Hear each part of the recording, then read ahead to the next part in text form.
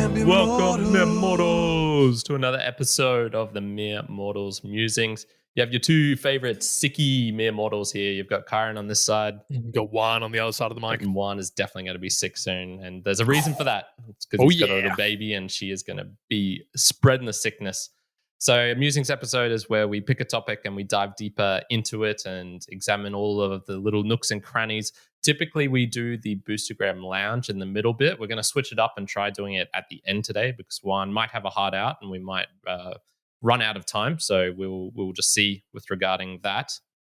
The reason I chose this one was, well, first of all, date today is Wednesday, 24th of May. We're live. So for everyone who hasn't heard this before, we do go live indeed on Wednesdays, 7 p.m. Australian Eastern Standard Time. So the reason I picked this one was basically all that has happened to me this last week has just been I've gotten sick, and that's kind of like dominated my thoughts, dominated just everything that I was meant to do has been like, all right, well, I guess I'm sick now, and I'm just dealing with that. So it got wrecked. And it was truly out of the blue as well. 36 hours of straight up suckage for anyone who didn't join the live bit.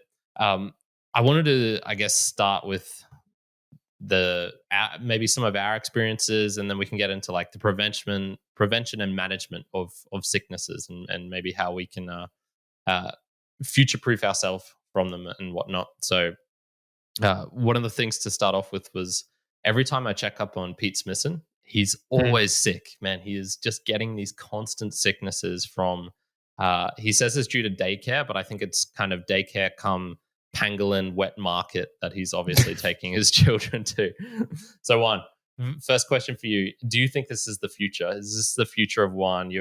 When little Vienna is going to all the daycares, are you just going to get wrecked? Or is it just weak Pete's constitution?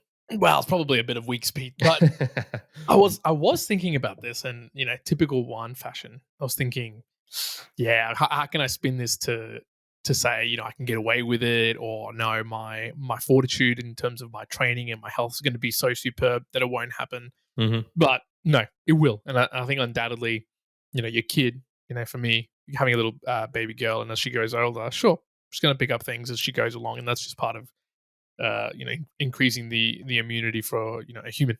Kind of have to pick up things to be sick for, and then allow yourself to be able to recover and build up that resistance to it. So I don't think I can get away with it. I think there is a future where might be in the predominant. How we would usually, and for us, and we're talking here across the two of us, for Karen and myself, we don't necessarily see what people consider the the wave of sickness that might be going around. And this would be with COVID, or with flus, or with something else. We don't generally get the flu or other sicknesses when other people do, purely because I don't know. I'll change that now, because this one that now it seems everyone's getting it. My brother's getting it, friends. And if it's like so pandemic in nature that everyone's getting it, well, you're probably going to get it, and that's the thing. But this is a case where, for me, I'm probably going to be venturing into the next couple of years into, it's flu season, and there is no two ways about it. I'm going to get it. It's not like in the past where it's like it's flu season and I can avoid it. Yeah, I've never changed or altered my behavior because people have said, "Oh, it's flu season now," or anything like that. It's always just been going, okay, well, that's just like every winter, so it doesn't affect me. Yeah, and so look, to the point of Pete sort of mentioning it, there's going to be an undoubted amount of sickness and malice that's going to be coming into my household into the future. And did you say malice? It's less about the control I think I can imply upon my little girl or other people, because you take them to daycare or school or life, and they're going to bring something back. There's not much I can do about that. I think it's more on the preventative side of what I can do. But in terms of what life is going to throw at me in the positions of more sickness being around me, that's just going to come. So I can see that to be my future. How do you handle actual sicknesses when you get it? So like me, I assume you've had minor with maybe a couple of ones which were more intense in nature over your life. And man, I am such a baby. I'm the epitome of the crybaby, the big baby. Call me Vienna, Okay. because I just struggle so much. Any minor infraction upon my thinking, especially upon my sleep, and just on my kind of abilities to do things, it throws everything out of whack, man. And I kind of let it. I let this routine Okay. just smack me around, and there's not a drop of stoic virtue to be found in me when it comes to getting sick. I just struggle and suck and mope, and it's a funny thing because the whole point of, well, not the whole point, but a lot of stoic virtues is to be able to, you know to carry on when you're in Mhm. adverse circumstances, and that includes obviously the personal dramas and things of life, but also the straight up physical. You got your leg chopped off, you're now trapped in slavery, you've got pneumonia, whatever it is. So I don't know, how do you actually handle once you get a sickness? Are you a big baby? Well, look, we're mere mortals, and so the answer is, of course, we're all big babies at some form. But it depends on the level. For me, and I was talking about this example before we went properly live in the podcast, but I'll retell it. Is last week, I'm sure I had some level of sickness. Maybe what's going around and what you had, maybe it was an inferior level because I didn't feel it that much. Those, in generality, it's probably a common cold or something around that nature.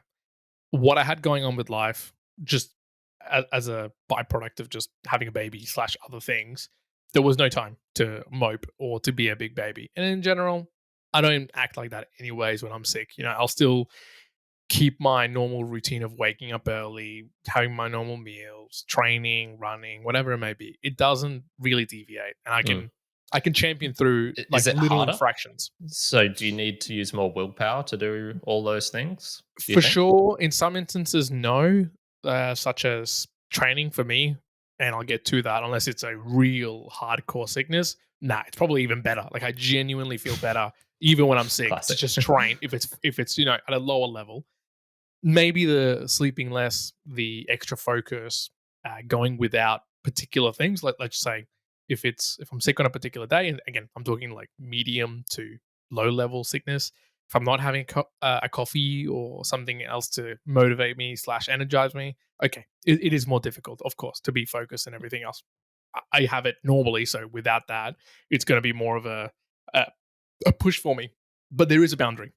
Hmm. And look, there are examples. I've had this many times in my life where I'll get hit with something that equivalent to what you just explained or worse, where it'll be 36 hours, 48 hours, maybe 4 days of just really bad sickness, and then I turn into a big baby. Then it's full baby mode, where I'm staying in bed now.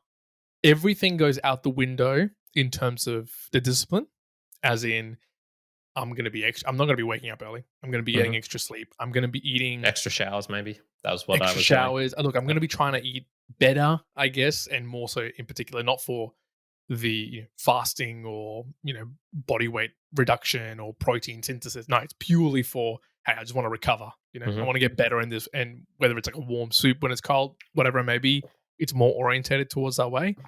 The only caveat is that even when I'm really, really, really sick, I still, I'll be laying in bed, being a big baby, being like, someone bring me this food, or I'm feeling terrible. I've got a fever. I can barely see. I'll still, in the back of my mind, I know, I'll go, man, I really wish I could train. Like maybe I'll go for a walk. Maybe I'll go for a run. Maybe I could get a gym session. And I'm probably like throwing up. So, but I don't. So I will say I won't do that. That's probably the only one in my mind where I'm like, oh, I should be doing this. But I turn into a full big baby when when it's a pretty rotten feeling. And we had this actually, both of us, we experienced this not last year, but the year before that, New Year's, where we had COVID really kind of all hit us. And that really hit me for, a few days. And we were just down and out for quite a few days around that. So yeah, I think for me, maybe the point of turning into a big baby is a little bit more orientated towards the extreme, but for sure comes a point when I just turn to a big baby. Yeah, for me, I've noticed it's actually in this kind of in between stage. So the stoic, virtues and being able to kind of weather it without uh, with magnanimity. What's the word? Being magnanimous or Yep. equanimity, and I can find when I'm so this last one that I had. So started Saturday evening. barely got a drop of a lick of sleep all night. Mm. Next day was just feeling woeful from start to finish. Managed to have a small nap in the afternoon, which I actually got some sleep, but then didn't want to ruin this next night. So I kind of left it at an hour or two. I don't even know how long it was. And then the next night was just shit as well. Yeah. And Okay. then the next day it was kind of good. But there was these periods where I was shivering and I was like full on just Mhm.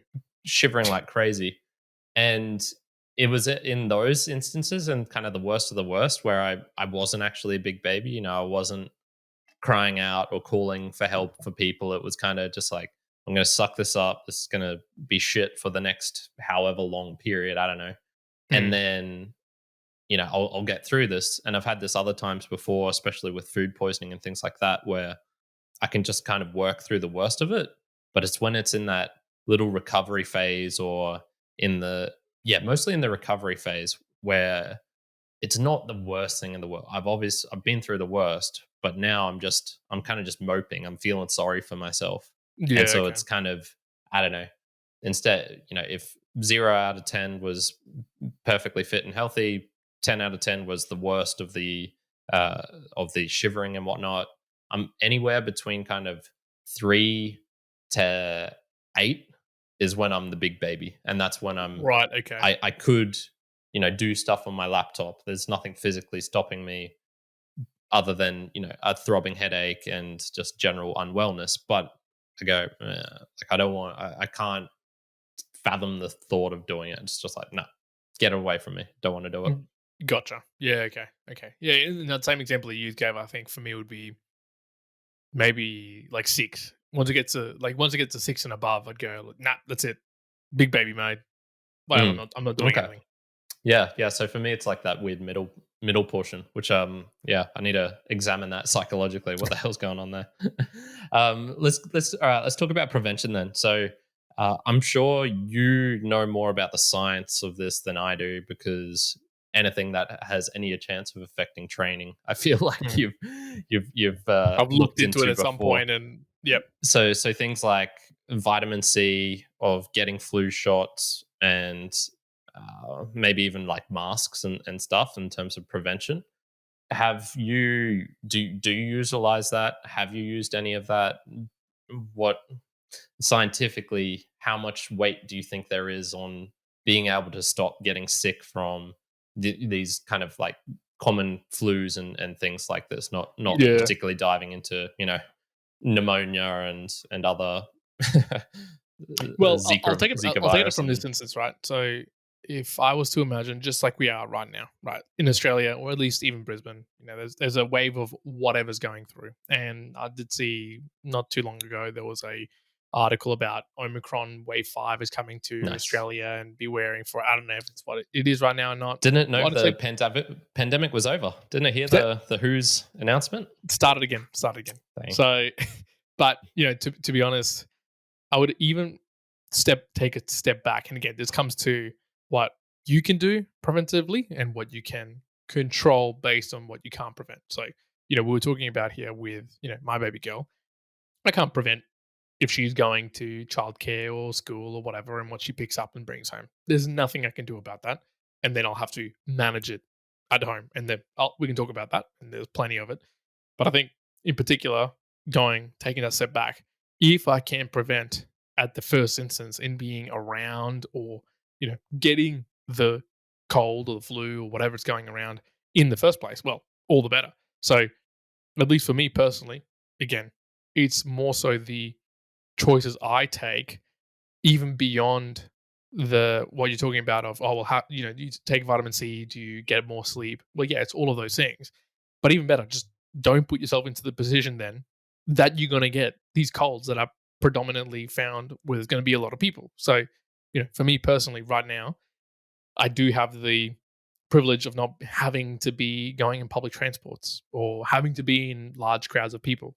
Hey, even better with, a baby that's under 6 weeks old, you're not really meant to get them to see any people until 6 weeks, generally the first round of big vaccinations. So for me, I'm not really interacting with a lot of humans right now. that in itself is being preventative, right? So, you know, where are the big places that you're probably going to find that you get sick? Workplaces, public transport, you know, really busy gym settings, anywhere else where you're going to have a lot of humans interacting with contact points where you might be able to pick it up through air channels or from actual equipment or anything that you might pick up. So for me, you know, I'm being preventative, not even because I want to. It's more just by choice of where I am right now. I'm not taking public transport. I'm going training at the moment when there's barely any people around. So it's either 4 in the morning or midday. It's kind of fine. You know, I'm not seeing many humans around in the area that I train. And so, you know, if you can do that as a preventative nature, as in you can take those actions, well, fantastic. I mean, for you, you kind of do that by default as well, right? Like, is there any Just other by being you a hermit sage and not exactly not right? doing So, anything. you know, if you're living out in the, you know, want to take it to the extreme in terms of prevention, go and live in a mountain, go and live in the forest with barely any people, and you will get sick to some degree, but it won't be so much the airborne diseases that are generally found by congregations of groups of people or you know transfers through that. So Yeah, well, I mean, you can get them from animals and whatnot. You know, bubonic plague and things like that was carried exactly, by but rats you and know, whatnot. in terms of the flus and whatnot that come from a society perspective, yeah, sure, you can So, prevent, you can do some preventative so nature. so would you do this actively now, and did you do this before? So, for example, last Thursday I went to salsa dancing. I'm sure if I'd listened to the news that there was a thing going around and I knew about it, I still would have gone anyway. I did. I Gotcha. wouldn't have. I wouldn't have let that influence my That wouldn't have decision. prevented for you No, going. No. and And yeah. so I totally get the not intentionally exposing yourself in suppose risky situations. Let's just take like a massive football game or something like that.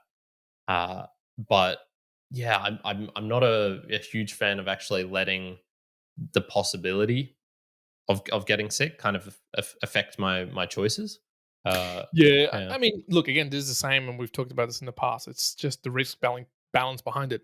Let's take, for instance, those 2 years or so ago when we went to our New Year's and we went out partying, right? Like that was really prime around with COVID was going around, at least for Brisbane, right? There was an incredibly high likelihood that we were all going to get it as we went out. You And know we what? did. We didn't give a shit. We didn't give a shit. It was kind of like if we get it, it's fine. We're at a healthy enough, and we'll get into the management and preventative when you get it, or you know what you can do if it's unavoidable. But you know, at that point, from our risk value perspective, we valued the night out with friends, with the events, with the activities that we found, with the stories that we were making, more than the fact that we're going to get sick and be out for kind of roughly a few days. That's fine. You know, you can make that assessment with even if you knew all the information. Hell, even if you knew, hey, there's going to be some sick people at this dance event, you might still go. That's fine. Like I still want to go. I'm not going to Yeah, not I'll go. dance around them. You know, I'll, I'll I'll just waltz in and around. You know, they just can't catch you're me. just like I'm dodging breaths of air as you see Kyan's it dancing coming is so out. bad, even the flu will go away from him. So it's fine. You know, but the reality is there's so for me, you know, you asked me a question.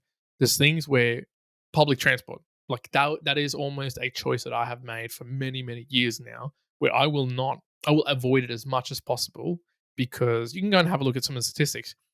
It's one of the major places where you're going to pick up something from a sickness perspective, right? Because you think about it, you got humans constricted into one particular space for a set amount of time that's generally, you know, more than 20, 30 minutes. It's almost unavoidable. It's going to happen if you go down that path. So I set up, you know, choices and actions for myself. So I'm basically avoiding it most of the time. Again, sometimes people can't, and I get that. But there are choices you can make which are, you know, Well, non then it's changing. you could wear a mask. Now I don't know about the efficacy of wearing a mask to prevent rather than to prevent you contracting it rather than stop you spreading it. I assume it does something, but yeah, how much? Who knows? Yeah, but But again, look, we're talking there as there mere are still mortals. steps. Yeah, yeah. Yeah, of course, but we're talking about you know to mere mortalites here as well. And so I'd say the reality is, you know, as much as I say that about public transport, you know, I'll still go to like at the moment. I know there's probably going to be a few people sick in the office, and I'll go at some point, you know, in the next few weeks into the office, and I'll go and participate and talk to people. Look, if I get sick, well, so be it. I'm not overwhelmingly scared that, I'm going to pick up something there. But again, if then it gets into the, hey, myself as the state that I'm in, the immunity that my body is probably in, will also dictate that I'm kind of okay to pick up something, right? So, yes, my sleep is fairly shit over the last couple of weeks, but I'm feeling quite healthy. I'm still training. I feel like I can knock away most things, but that would totally change if I was sleeping horrifically, if I was completely down in terms of eating shitty food, my defenses were down. It might change than what I actually do. And again, that comes to preventative natures of, okay, well, I'm not going to expose myself to go to a festival or go to a big night out that I might get sick, because if I pick up this while I'm in this state, it's going to be a whole different ball game than if I was just nicely firing and being in my best state. And that's when it comes into, okay, well, it's managing the state that you're in a day to day, hour to hour, week to week, to be at the, I'm not saying, optimal, beyond the mere mortal type of immunity, but be good enough that you're not going to just be absolutely smacked in the Yeah, face when any little bug comes to you. every breeze. Yeah, I was actually just thinking, what are some of the worst times I've been sick in my life? One two were actually in Colombia. One because I decided to fast for 3 days and then drink alcohol on the night of the third, and then have a 2 hour boat ride back to the mainland. No, folks, Uh, do not do that. that was a 2 hour boat ride of hell. Um, Probably the worst. Probably, yeah, that's one of the worst I've ever felt, I think, just in that. And then once I got back onto land, like, puked up a bunch of water slash alcohol and went, slept, and then I was fine. Another one, once again, Colombia, man, reckon me. Uh, Reputable place called Crepes and Waffles. I had like this kind of chicken curry crepe thing going on. I seem to remember kind of like post hoc. Oh yeah, I think when I cut into that chicken, there was like a little bit of redness in it.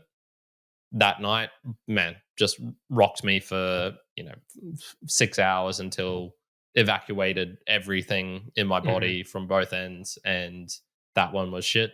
Another one, you got COVID. We were living in the same house together. You told me about it, and I had the option to just go and stay with my parents for a week or two. I could have done that, but then it was, I would have had to have changed all this stuff, food from the fridge, all these sorts of things I would have had to change Mhm. up. And so I just went, like, whatever. We'll just see if I get it or not. Yeah, I got it. And so I look back at most of the times in my life, and it's kind of rare where it's been situations where I couldn't have done Mhm. anything. I mean, there's minor flus, yeah, minor flus all the time. I have no idea where I pick it up and whatnot. But most of the time, I look back and I go, for the really bad ones, Mhm. man, I probably could have done things. This last one, I'm certain it didn't help that that evening before I got sick, I remember thinking, oh, I should drink some water. Oh, I should drink some water. And for, kind of 4 hours leading up to bed, I had basically no water. And man, I was dehydrated as, that certainly didn't help. So, Well, and again, and let's not get into the technicalities over here, because we're not really ones to talk about it. Nor I think people come to this podcast to get the details. But in the very basics, from a management perspective, and you hear this, you can go and Google this or search it up. It's clean your hands, hygiene, make sure you've got plenty of water into you. Yes, vitamin C and just vitamins in general, like just just in its full generality. well, that's more prevention rather than management, right? Sorry, yeah, like there's Yeah. there's a preventative thing, or even when you've got something, right? It's when you are sick. It's okay. Make sure you're well hydrated. Make sure you got full macronutrient profile that's going to be efficient for what you're Mhm. getting in micronutrients, It's like etc. kind of eliminate stress, right? Get as much sleep as you can. Are there any other like really big ones that? Avoid sugar generally. Okay. You want to avoid sugar as much as possible when you're actually sick, because the sugar would propagate the sickness in essence. And yeah, I'm sure there's either pathways or things that we can talk about it. Nor do I know, but I know that from a general perspective, having Mhm. sugar is not going to help you out when you're sick. So a lot of that when you're sick, but I think the biggest one, honestly, the biggest one, and look, I'm the worst one with this anyways, but it's just resting. like just Mm. predominantly, if you are, especially if you're really sick, and for me, it's 6 out of 10 and beyond. Then, man, take the time. Stop doing things. Don't put any pressure. Don't take any stresses. Eat, water, sleep. I mean, sleep's going to recover like a whole host of things. Because for me, especially anything 6 out of 10 and below, it's generally gone by after a good sleep. That's it. At the moment, and there's probably is a combination as well that I'm not going to say my immunity is top class, but it's probably better than most in its general sense, right? I keep myself fit. I'm healthy. I'm eating not too terribly. When I get something, I can kind of get rid of it after a good sleep and being hydrated. That's it. It won't really stick around for much longer. And as a comparison, going back, I really think when was the times when I was really really sick? It was usually food poisoning. I've been had food poisoning in Malaysia. Had food poisoning many many years ago, and at Christmas, and I just felt horrible. But beside food poisoning, it has been rare that a airborne cold or another type of flu really knocked me about hard. And in general, on a yearly basis, I'll probably get sick, as we call it, a flu or whatever it may be. That's below a 6 out of 10, let's say 4, 5, 6 times a year. And honestly, it doesn't really change what I do day to day. I just know that there might be one day where there's a slight decrease in my energy. I'll rest more, I'll eat better, but it won't really deviate my normal plan. And the what you had just recently, like that big hit, I don't think, thankfully, I don't think I've had anything since the last time we got sick during COVID, 2 and a bit years ago. Since then, I don't think I've really been at all sick enough that it's taken me away from doing the things I want to be doing. Yeah. Okay. Yeah. Interesting. How about we jump onto the management then? And one of the things I wanted to start off with was: are there any psychological tricks that you use to help you get through a sickness? Because one of the things for Ooh. me was actually the showers, and I think there is the kind of I suppose just the body warmth aspect. It is cold here in Brisbane. Getting hot water, kind of running on the body, and whatnot, I think actually helped. But I think a lot of it was due to me just kind of feeling like I'm washing away the sickness. Mhm. I'm kind of in the shower. It's like water running down my head, and I kind of envision sickness coming off of me. Like I spit Yeah, down yeah, the yeah. drains, like get rid of that. And I think there are things like that which certainly work better. For example, paracetamol. I've never actually noticed. Some people seem to take a couple of Panadols or something, and bam, they reckon they're better. Mhm. And for me, it's the opposite effect where I think, man, this thing probably works more on the placebo effect than the actual paracetamol, the 500 milligrams or whatever that's in Gotcha. it. And so it just does nothing for me. And so Yeah, I what? was gonna say mine's not even placebo. Like I honestly think I can count in like on my hands the amount of times I've had paracetamol slash Panadol, and every single time it's done nothing, zero. Like I don't even notice it at single bit. Like I've never even bothered to buy it anymore. I don't have it. Like I have some for the like kid and for my partner, but for me, I'm like, "Pfft, why even take it? It does nothing. At Yeah, least it feels pretty that way." much the same for me. Yeah, Mm. I tried it out. This once again, I have it around just as the kind of all The thing to do. yeah, yeah, exactly. It's just like, well, if I take four, maybe something will happen instead of taking two. Mm. And I can't say it's much like supplements. And I know you had a point about supplements Mhm. written down, but for me, it's kind of the same thing. I just don't notice any effect, and so it's kind of why, not even the placebo effect. So screw Yeah. it. It's interesting you say about the shower. So a couple of points for me, like a couple of the management things that I find work for me is a high intake of vitamin C, like it's just a huge dosage. I'm talking, when you get your vitamin C, like little pills or whatever, or you can have it in powder, but I'm talking pills. I'll have Hmm. like 4 of them every 4 hours or something like that. Oh, Just a jeez. ridiculous amount. And it honestly, again, there's probably some pathways as to why, but it really feels good. Like it feels like it genuinely feels like it helps. So that's one thing.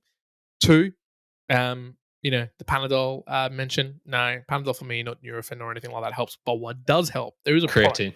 No, there is a product, dude, that I don't know exactly. Jack Like, 3D. I should actually have a quick look at what it actually has, so that I'm not talking out ass specifically. 'Cause I'm going to say the product name, right? It's called Lemsip Max. Have you ever had this product before? No. So it's like a decongestant, basically. Like they call it just a decongestant. I'm going to pull it up here on my screen, but I won't actually share it for the listeners at home, right? Just to try to see if I can find exactly what the ingredients are behind it. And look, I wouldn't be surprised if the bloody thing is got Panadol in it or something. So let me see if I Cocaine. can actually bring it up. But the ingredients are it seems pretty simple. Yeah, absorbic acid, spartame, citric acid, curcumin, flavor, lactose monohydrate, polysorbate, saccharin, sodium, silicon dioxide, sodium citrate, sucrose. That's it. And then it does have paracetamol, gram of it, and phenylephrine hydrochloride, 12.2 milligrams. What the fuck that does? No idea. But I can tell you, dude, that when I start, especially with a cold, when I start feeling a cold, right, this has been like my lifesaver, my game changer, and I always have this one. So when I have the faintest view that I'm getting a cold, especially like a bad cold, not like a regular cold, it's be like whatever, fight through it. But if it's above a 6 out of 10 and I start feeling it, I'll have this thing, right, and I'll go. I think it's 3 a day or 4 a day or something like that. And honestly, I can remember the difference between having it and not having. Like, it is a substantial difference of how I've managed sicknesses, to the point that if I didn't take it, I don't think I would have been able to work, to just act, to do anything. And having it made me, like, at the very least, throat felt better. I felt like I could communicate and do things. So for me, Lemsip Max and whatever the hell you've got an equivalent, in your neck of the woods, I'd say go find whatever that is, because there is things out there, right? There is medicine that would probably help out.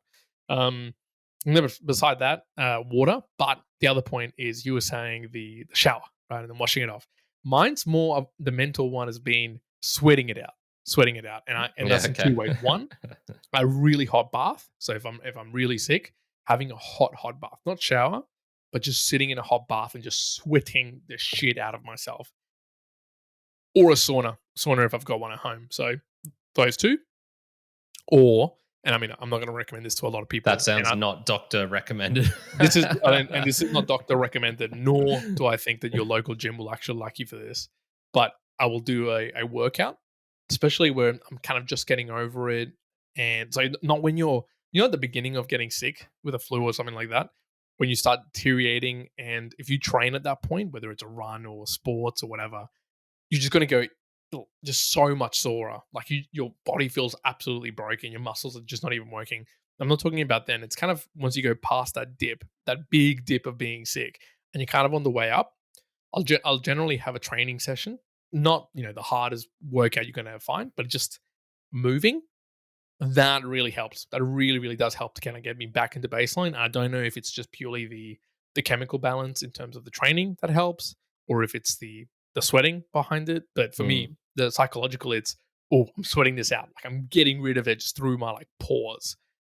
That's probably the big one for me psychologically. Mm. Yeah, so I went to train today, so I'm I'm fine, I guess.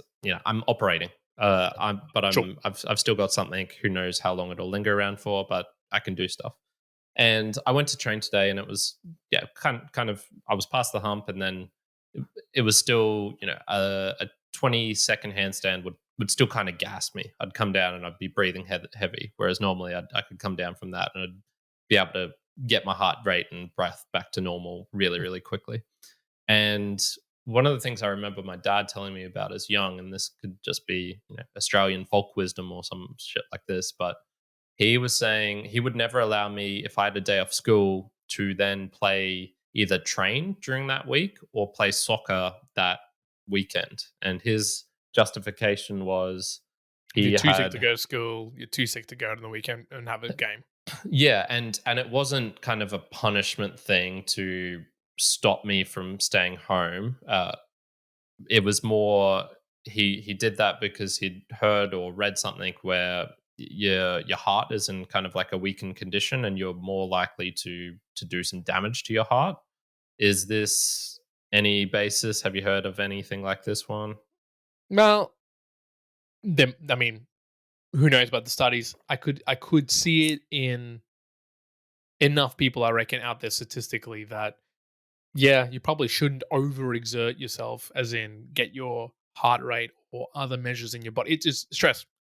Just, you shouldn't put your body into a such a stressful position, which a hard workout or a hard training session will put you into a stressful position that will probably make you feel worse or go down more. So yeah, I can understand that. I think for the general population, no, you don't want to put yourself into extra stress when your body is in a I was going to say decapitated in a in a downward spiral, I guess. And sure, that makes sense. Yeah, for sure. One of the things, actually, just management wise, which I've noticed, and I actually have to thank COVID for making me a better person, is Ooh. I'm actually way less selfish and kind of going out of my way to protect others now compared to what I would have done pre-COVID. So I on yesterday, I was kind of seeing some family members, and we just had this whole structure where everyone had this kind of task to do during the day. And if I'd pulled out, it would have just screwed up all of these other plans and whatnot. So I was like, look, I'll still go, but I basically just wore a mask the entire day. And, I never would have done that before. It would have Mhm. just been, uh, com- Inconceivable. yeah, just completely selfish of me. It was like, oh, we're meeting up for dinner. I'm not feeling great, but I'll still go. I want to see them without caring. Are they going to get sick from me wanting to see them? It just wouldn't have even mattered at all. Yeah, look, And yeah, yeah, I can I'm see I'm that. making a lot more decisions now where it's yeah, you know what, I won't. I was gonna catch up with you, and I Mhm. wanted to see Vienna, and I just went, oh yeah, no, that's that's just a straight up no. Not gonna happen. Yeah, well, I think in a similar way, and I think me and more lights out there would probably see it this way too. COVID did, in that positive way, help out in, oh, okay.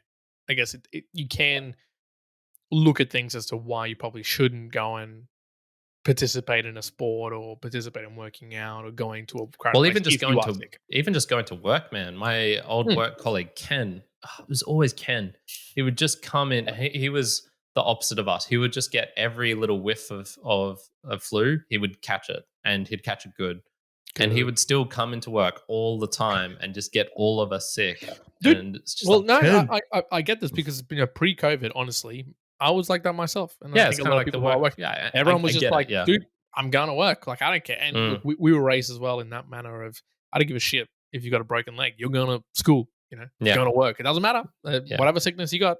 I think beyond COVID now, obviously, people are working from home and working different things. In my workplace, they do go down the path of, hey, if you're sick, stay home, and if you can work, okay, work, but work from home. Don't bring it in. And I've Yeah. worked in many workplaces, since as well that did that, which is, I mean, it makes sense, right? Like, it makes sense. But I was going to say, you mentioned COVID. For me, dude, especially, and for parents out there, I think, you might relate here. As soon as having a baby, it very much changes your means of being clean. And I think your idea of sickness, because, even before having a baby, sure, you know, I, I kind of cared about it. I took, the mentality of it. But again, I've kind of got a good immunity, and that might be from because I used to, ate dirt and lived in the squalor and whatever else when I was younger, and just got a good immunity system. Right, it takes a lot for me to get sick. But now with a baby, dude, you think through it, it's like, oh damn, at least for the first 6 weeks, I've got to like really keep this baby away from sickness because of all of these various reasons. Mm, At the same time, it's, you're handling poo all the time. You get piss on your hands.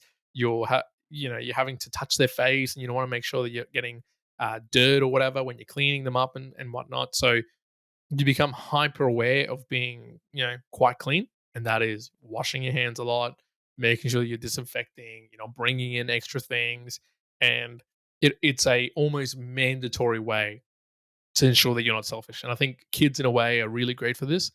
It forces you to not be selfish because you got to look after something else, right? And for a lot of people, you might do this when you look after a dog, you look after a family member, but it's quite often when you have a kid, a baby, that it's the first time when you truly have to look after something quite, you know, purely, in that thing cannot look after itself without you.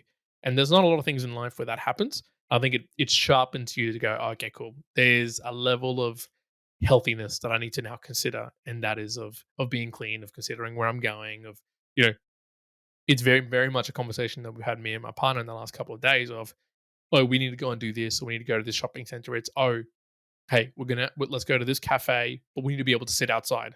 So we're not inside in amongst like all these people that is crowded because we don't want to expose her just yet to, the general malads of life that might be around. Sure, that'll come. And for me, as I think about it as a parent and even myself, I kind of want to expose kids and myself to the general sickness of life because the more you kind of expose to it, the more you can actually, build up a tolerance to it, and then you're going to be kind of okay. Yeah. You don't nothing worse than like, for yourself. Boy in a Imagine a bubble sort of thing. boy in a Yeah, bubble and then you come out and you die because you get pricked by current skin. I mean, current skin is pretty deadly, folks. But you don't want something like that. But you don't want the other extreme where you're essentially bombarding someone with, I'm not telling you to go stand next to the nuclear reactor foot in the elephant foot in Chernobyl to see just so you can, get a little bit of uranium into you. No, somewhere in the middle where you can kind of understand how much sickness can you tolerate, and as well at the states that you're in. Between a baby with very low immunity to you as a human being, having different types of immunity depending on where you are in life and your training and your sleep and your eating and all that sort of stuff. for sure.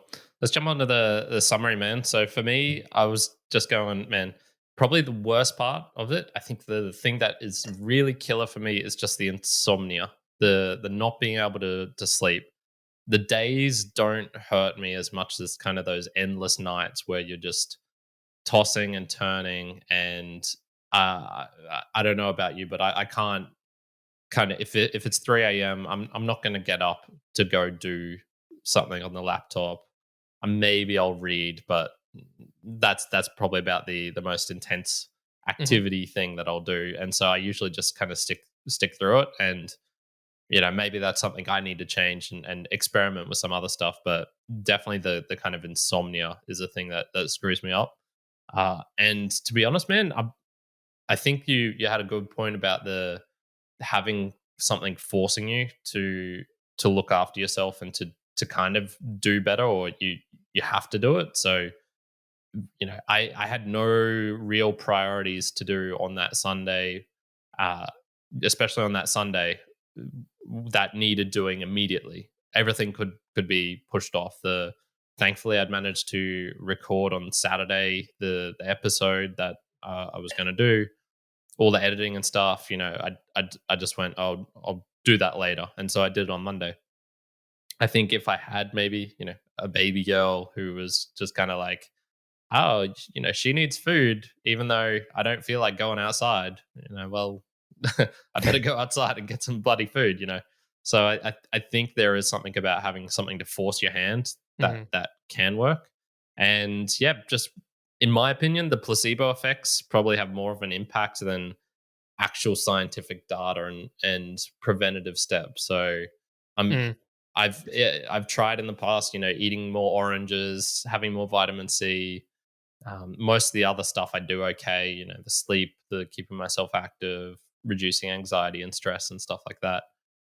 But yeah, honestly, I think it's more just probably even believing that I won't get sick.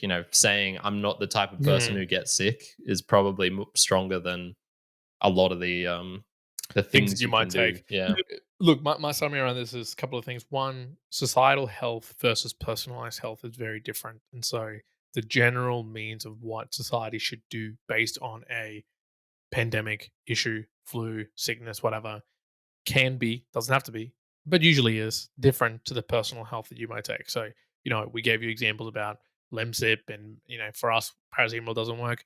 Doesn't mean that it won't work for you. And I think there's very much a trial and error, just like there is in a variety of things in life. You have to kind of know, when do you get shitty? Is it after 6 out of 10? Are you kind of like current in between 3 out of 10 and 8 out of 10? You're a big crybaby, but you can kind of make it work after that.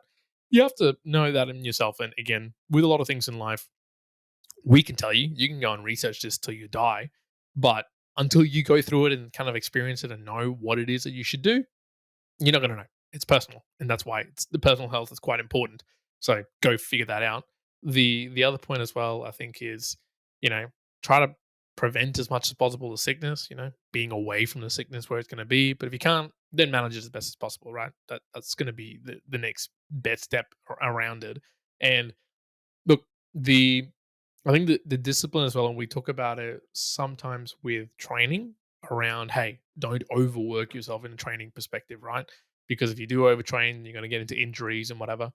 Same thing kind of applies in a more general health principle here, which is, hey, sickness in general, you're going to get it more if you're more run down, your immunity's down, and that's usually a cause of you're too stressed out, your heart rate variability is low, your sleep metrics are not good, all of those things. Which, look, you can either track them or not track them, but just in general, if you're running and revving your engine at 110%, right, at 8,000 RPM every single day, don't be surprised that you're going to get sick all the time too. So I think Yeah. it's also the discipline of knowing, hey, if you don't want to be as sick as often, you should also be either including pauses and availability for your body to recover and get, and be at a better immunity level or health level, or just don't run as hot all the time. And I think both of us tend to do that quite well here at the Mere Mortals.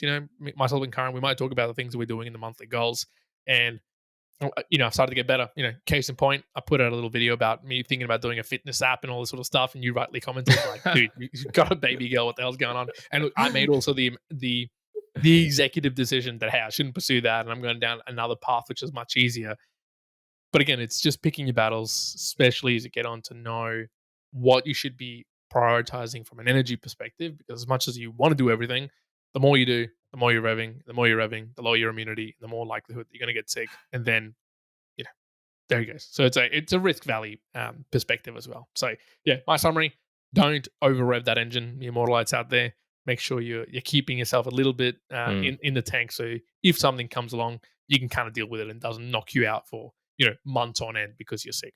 Yeah, and then you're you kind of super screwed because you don't have the luxury of kind of moping for a day like I did and everything working out. It's kind of like, oh shit, I've got 10 things to do now. Yeah, no, but also in the other sense, I've seen people who've gone sick, and this is not some terrible sickness like a cancer or something worse. It's it's a really bad flu, but they weren't in the state that they could have really optimally taken it on and tossed it away. They were overworked, and they had multiple things that they were looking after, and yeah, they were sick for ages, like months, and then it took them out. They couldn't do anything, and they took them a long time to recover.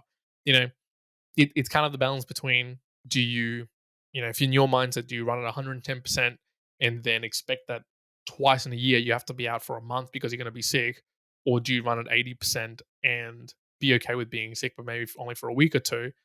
We kind of have to balance it up and go, sometimes it is probably going to be better one way, sometimes it's going to be better the other. People have to make that choice.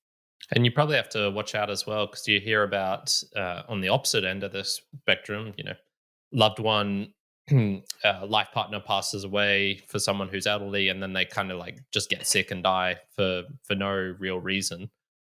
I think there is a bit of truth into that. If you've got nothing going on during your days as well, you're kind of moping around. You got 5%. You're operating at 5%. You gotta like walk the dog once every couple of days or something. I think that's prime ground as well for just stuff intruding upon your life, and like sickness is kind of like, oh yeah, here we go. Like, well, it's something to do. No, that's a good point. I think there's definitely a sweet spot in not being low enough where something like this is just going to completely destroy you because you have nothing else going and you have no reason to live, almost, to going too hard and then just getting knocked for six when something comes along. Yeah, nice, man. Do you need to jump off now?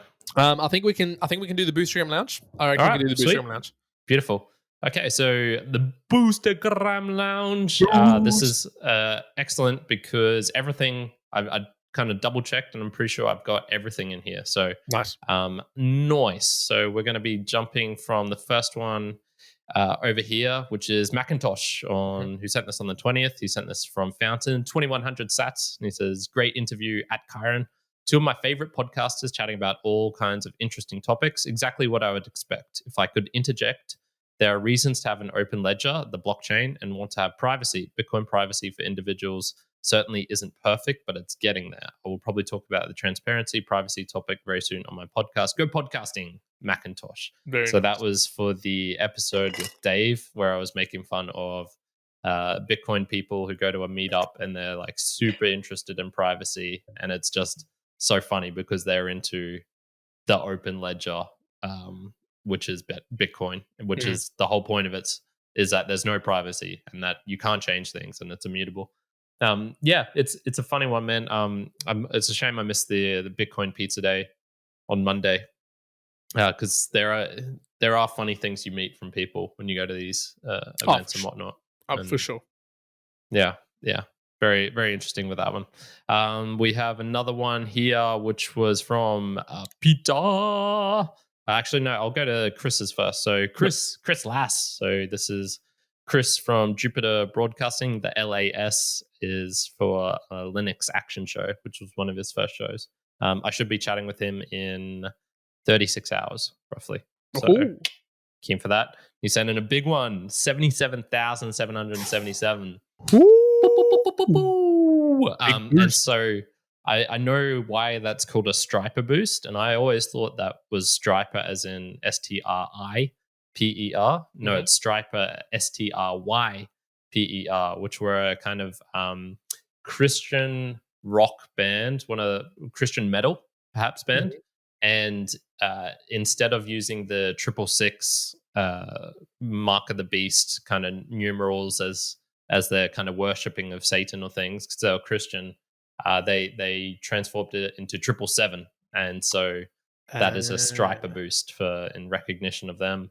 A little bit early for us, I'm sure. Juan, you've never heard of striper either. No, I heard the name, but most of the song seems to be from 1986. Yeah, that's 6 years before we were born, so a little bit before our time. And anyway, Chris sent in that big row of sevens. He says, felt like I needed to hear this episode. Thank you. And so that was the living in the present moment, the utility of meditation one that came out just before this. Ironic that I do one about living in the moment, and then the next thing I do is get sick, and it's like I don't want to live in this moment. I want anything but this moment. Oh, Lottie. But thank you, Chris, so much appreciated. We have one here from Peter. We have two from Peter today. We do. So the first one here is 38,383. He says, congratulations, Juan. I'll let you do these ones, Juan, because this one was addressed to you. So we got this one. Congratulations, Juan. Thank you very much. I think I will be on team not poop tracking if the day comes. I mean, my mother never tracked poop, and I turned out fine. Well, mostly fine. So arguable. Yes, very much so. So, Peter, thank you very much for that message and for that being sent through Fountain as well. We're going to say today, we probably started from today. Less tracking of the poos and the wees, like almost less of a care factor, I guess. It's starting to become an average thing, and we're more looking at the averages. But look, yeah, honestly, as we go along more and more, I'm kind of like, did you even really have to do it? Probably not really, but yeah, you know what I mean. I'm all statistics, but Peter, thank you very much for that big boost there. It's a big baby boost. So the 3838 is the baby that we suggested last week. So perfect timing for this. 2 big babies, and we get a big baby boost coming in. Thank you very much. And then we've got another baby boost for you. The small baby. All right. So the first one was for me. This one's for you because you're a lesser baby. So this was the 3,838 sat sent using Fountain by Peter. This is today 2:33. He says, even though he turned out to be a huge ends justify the means TDS patient. Do you know what TDS is? No. Trump derangement syndrome, and it's 100%. Sam Harris has it bad. Sam Harris's book, Waking Up Reality, really turned me into mindful meditation mere mortals. I bought the audiobook and ended up transcribing the bulk of it by hand. Also very meditative. Damn, I find it extremely helpful in life. That was the 3,838 sats using Fountain. Yeah, Waking Up is that book is what kind of. I wouldn't say kind of convinced me. I was always before a bit skeptical of meditation and whatnot, but I think listening to him and reading the book also helped. But yeah, really helped. Sam Harris is great, just not when it comes to politics. He's awful. It's I can't listen to him. It's terrible. Yeah, I don't enjoy that he's gone down the path that he is now, purely for the fact that he was such a great individual to listen to. You know, like he was able to present things so well, articulate himself. Not, it's not everything that I listen to him, but the predominant amount of things where it's like, wow, this dude is incredibly intelligent. Not that he's not already, right? And not that he continues to not be, but there's just a lot of other things which now interplay into his conversations, and I'm like, did you really have to go down this path? Yeah, I've fallen off the radar for a couple of years, to be honest. Mm. I Yeah. still listen to some of his things, especially the summaries of older stuff, which I've been really Hmm. enjoying. So, Okay, nice. but no, I think that's all the Boostagrams as well, unless there's others. It is. Those are the main ones. What I can give is just a couple little extra tidbits. We have now claimed the other show, so the Mere Mortals on Podfans as well. Mhm. Sam's working hard away at that. Some pretty cool stuff coming. I can't share all of it. It's kind of fun being behind the scenes, and I can share it with you, Juan. But Mere Mortalites at home, you have to wait. You have to wait. But yeah, there's that's going to be a really useful for people who use the desktop, and it's going to come as an app as well. It's going to be pretty damn good. He's got some cool features in there. A big shout out to this person. We were meant to do this a while ago, but I forgot. And I was randomly going through iTunes, and I found a review that someone had left for us. Oh yeah, yes, 8th of January 2023. So a good 4.5 months ago. Yep. And he says gave us 5 stars. His name is James Drom, and he says, "Great to listen to the lads having a good yarn on their goal setting. Always an important way to keep you focused. I like that they do this as a periodic review to hold each other accountable."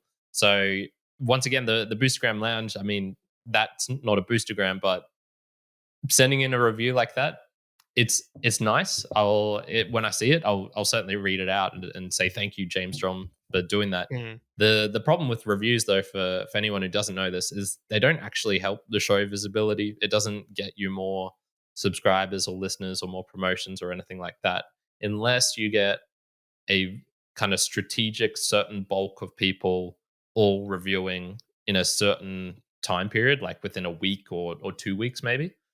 The reviews do nothing other than social cred. So awesome social cred. Thank you, James, for that. But yeah, just for anyone wondering at home, if you're like, oh, I'll just leave a review, it's not as powerful as you might think it is. Yeah, I was going to say, is it as powerful as sending through a Boostagram to the show? We'd probably say sending a Boostagram is more powerful. No, I can tell you this 100%. Now, look, Chris sent in a massive ball of boost, but that boost that he sent in, I think it was 222,000, massive row of ducks a month ago. That increased visibility for this show way more than basically any review we've seen. Any review, any social posting I've done, any like collabs or anything like that. Just that one thing, really helped the show. So massive thanks to Chris for that, and also just an encouragement for those at home. Other little bits and pieces, there's kind of turning into the housekeeping now, I guess, as well as a value for value show. I have moved on to Blueberry now, so I have kind of started to put some things in action, and that I will be going live with that. I'm probably thinking about 2 or 3 weeks time. So it wasn't this month as I promised. But, okay, that'll be exciting. That'll be soon. Potentially even the book reviews in the future. I know I said that a while ago, but I've kind of come to the point now where it's like, I think it's better to create better functionalities kind of going forward rather than trying to preserve some of the stuff that we had in the past. I think that's just me, being finicky and going like, all this time, all this stuff broken, but yeah, shit. Sometimes it happens and whatnot. And yeah, I think those are. And just the website. We've slightly fixed up the supporter page, which I'd left broken for a while. But thank you for calling me out, Juan. And I got onto that and made it a little bit better than it used to be. And yeah, more functionality coming to the website soon. That's high on my priority list. Good. The call out I'll make here as well is I was mentioning about the fitness thing, and there's how I called out ages ago that a website called Push Jerk that did like a daily training, and I was like, oh, yeah, that's man, really cool. Whoever does that, that's awesome. I've been I was just posting those, and those shorts were kind of kicking off a little bit. I saw them. So in any case, I'm basically just for people listening in now, little tidbit. That's basically what I'm going to try and do for the Mere Mortals, and just purely off my own training. I just wanted to see whether there was much of traction or if anyone actually cared about it. It's kind of similar to the fact that you look at doing the when we do monthly goals of your fitness training and how it's going, I'm Mm. basically just going to be trying to hold it. It helps me because in me posting on there, it's easy for me to actually look at them when I'm training and like, oh, cool, that's what I'm Okay, training, yeah. rather than Excel spreadsheet. And I can go into it probably in detail later.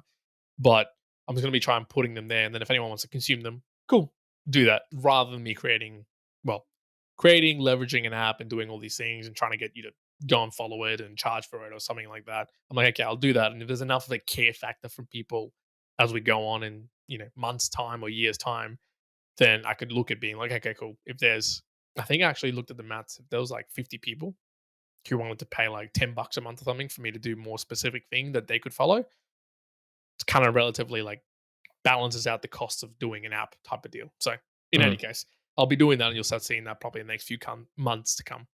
Okay, cool. Yeah, I'm interested in that. One of the things that I've Tune into the monthly uh, goals. I'll talk a little bit more about it then. yeah, brilliant. Yeah, let's leave it at that. Yep, cool. Much to discuss in the monthly goals. Much to discuss. All right, folks, we're going to leave it there.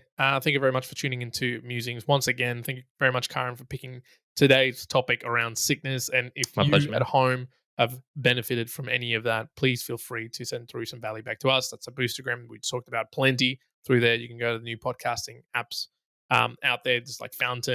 I'll give another way that people can do it. So one of the things is to use getalby. That's I think that we're both using for multiple wallets now. I've got two, you've got one, and so if you go to getalby.com, you can actually use that to get Bitcoin, just like Fountain. And once again, it's not about the Bitcoin. Bitcoin's the unimportant thing. It's about the sending of value back and forth.